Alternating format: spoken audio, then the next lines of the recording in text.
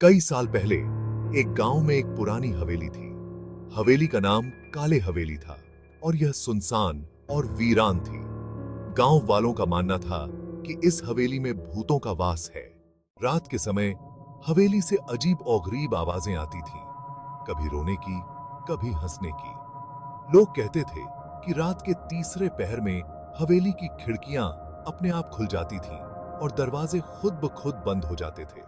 गांव का एक युवक जिसका नाम अर्जुन था, इस बात को साबित करना चाहता था कि भूत प्रेत कुछ नहीं होते।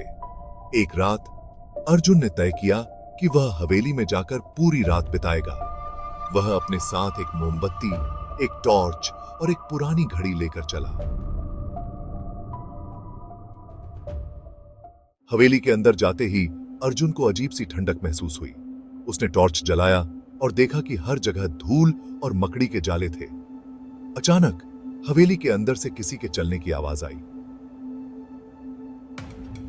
अर्जुन ने पलटकर देखा तो कोई नहीं था।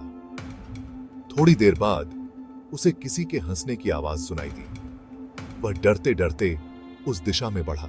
अर्जुन ने देखा कि एक कमरे के दरवाजे के पास एक साया खड़ा था। साया धीरे धीरे उसकी तरफ बढ़ने लगा। अर्जुन ने टॉर्च की रोशनी उस पर डाली, लेकिन टॉर्च अचानक बंद हो गई। अर्जुन की सांसें तेज हो गईं। उसने मोमबत्ती जलाने की कोशिश की, लेकिन उसके हाथ कांप रहे थे। साया अब बिल्कुल अर्जुन के सामने था।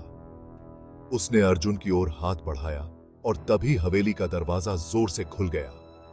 अर्जुन ने भागकर बाहर जाने की कोशिश की, लेकिन उसका पैर फिसल गया और वह गिर पड़ा।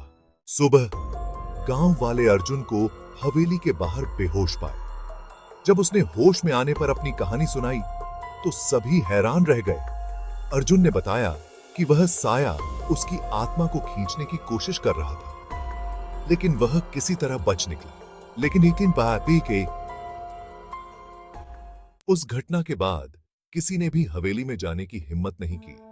आज भी लोग कहते हैं कि काले हवेली में भूतों का वास है और रात के समय वहां जाने का मतलब अपनी जान को जोखिम में डालना है।